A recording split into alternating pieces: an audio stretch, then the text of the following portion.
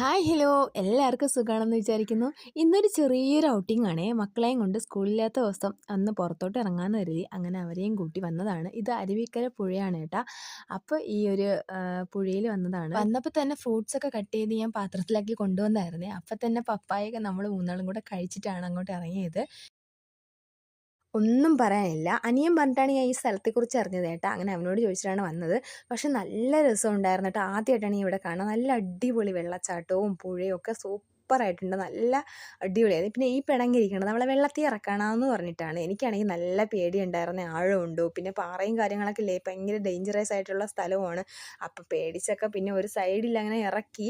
പിന്നെ എന്താ പറയാൻ അങ്ങനെ ഓക്കെ ആയിരുന്നു കേട്ടോ. നല്ല കാറ്റും തണുപ്പും നല്ലൊരു രസമുണ്ടായിരുന്നു. അവിടെ പിന്നെ വെയിലൊക്കെ നന്നായിട്ട് വന്നപ്പോഴത്തേക്ക് പിന്നെ നമ്മൾ തണലുള്ള ഒരു കുറച്ച് ഇപ്പുറത്തോട്ട് കുറച്ച് ആൾക്കാരൊക്കെ നിന്നിട്ടുണ്ടായിരുന്നേ. അവിടെ കൊണ്ടുപോയിട്ടുണ്ടായിരുന്നേ. വായിൽ വെള്ളം ആവല്ലേ, വായിൽ മൂക്കിലാവല്ലേ.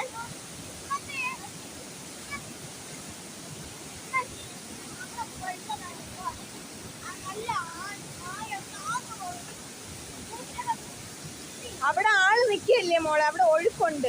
അവൾ പറയണമെന്ന് വെച്ചാൽ അപ്പുറത്ത് വേറൊരു കൊച്ച് കളിക്കുന്നുണ്ട്. അപ്പം അങ്ങോട്ട് പോകണമെന്നാണ്. പിന്നെ ആ രണ്ട് പയ്യന്മാരും കൂടെ പിടിച്ചുകൊണ്ട് പോയി, രണ്ടുപേരെയും കൊണ്ട് കളിപ്പിക്കുകയൊക്കെ ചെയ്ത്.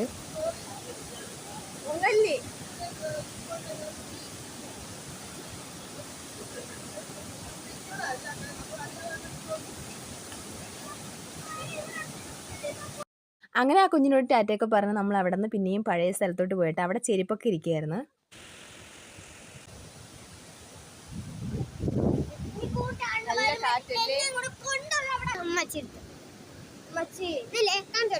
എനിക്ക് അവിടെ പോയപ്പോ ഈ വിസ്മയില കല്ലും ഇത് കാണിച്ചത് കുഞ്ഞു ചിപ്പിയും കിട്ടി. കാണിച്ചിടാ കുഞ്ഞു ചിപ്പി ഇതില് മുത്തട്ടോതാണ് സത്യം കണ്ടിട്ടുണ്ട്. ഇതിനകത്ത് രക്തമൊക്കെ ഉണ്ട്.